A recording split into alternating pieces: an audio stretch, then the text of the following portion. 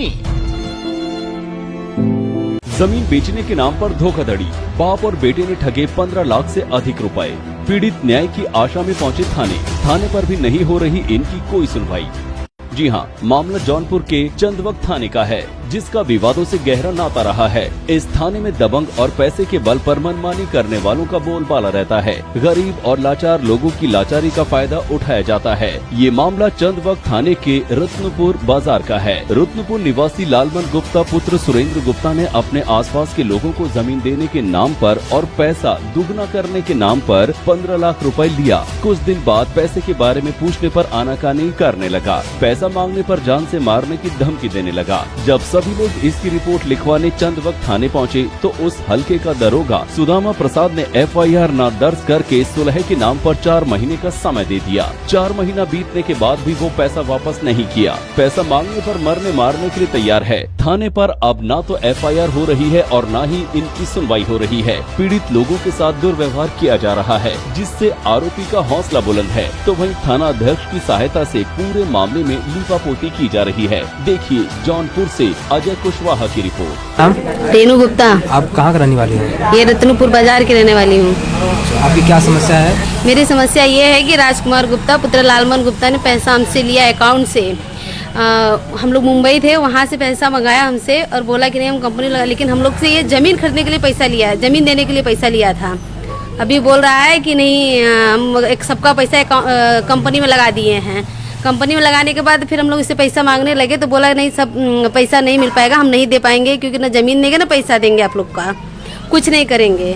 और जो करना है वो आप लोग कर लीजिए, हमको किसी का डर नहीं है, ना पुलिस का ना किसी चीज़ का डर नहीं है। आप लोग को पैसा आप लोग हमको दिए नहीं, जबकि हमारा पूरा अकाउंट के पूरा डिटेल है कि नहीं हमने राजकुमार गुप्ता के अकाउंट में पैसा ट्रांसफ़र किया है। पूरा डिटेल हमारे पास है, स्टेटमेंट कॉपी भी है, सब निकाल के रखा है। कितना पैसा वो लिए हैं?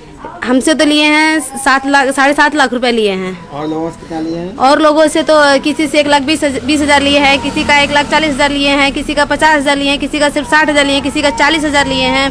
ऐसे करके और लोग सामने नहीं आ रहे हैं, डर रहे हैं सामने आने से भी। कहाँ की? चंदवक थाने में जाके किए। चंदवक थाने में सुदामा प्रसाद SI सुदामा प्रसाद भी थे।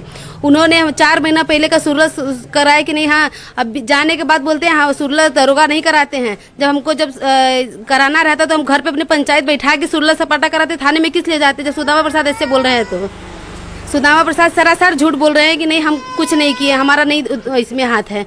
उनका हाथ नहीं तो फिर हम लोग गए कैसे चंदवक थाने में? चंदवक थाने में हम लोग स्टाम्प पेपर के साथ किए हैं। स्टाम्प पेपर है ये हमारा, यहाँ पे सबका सिग्नेचर है, सबका अंगूठा लगाया गया है।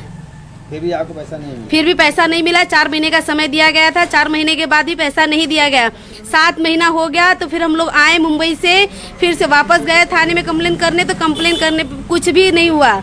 ये एक और है, आज का है ये। आपका FIR दर्ज नहीं हो रहा है? नहीं हो रहा है, ना FIR दर्ज हो रहा है, ना मुकदमा दर्ज हो रहा है। वो हमको दे नहीं रहा है। हमारे आदमी बीमार है, हमारी लड़की भी विकलांग है, शादी हुआ, हम कैसे सब शादी करेंगे? तो आपने इसकी शिकायत कहाँ पे की? तो चंदवक थाने पे। वहाँ पे क्या सुनवाई होगी? नहीं, कुछ सुनवाई नहीं हो रहा है। सुनवाई नहीं हो रही है? नहीं। कितना पैसा लिया था आपका? 1,20,000 पैसे थे हमारा, वहाँ पे कुछ सुनवाई नहीं हो रहा है।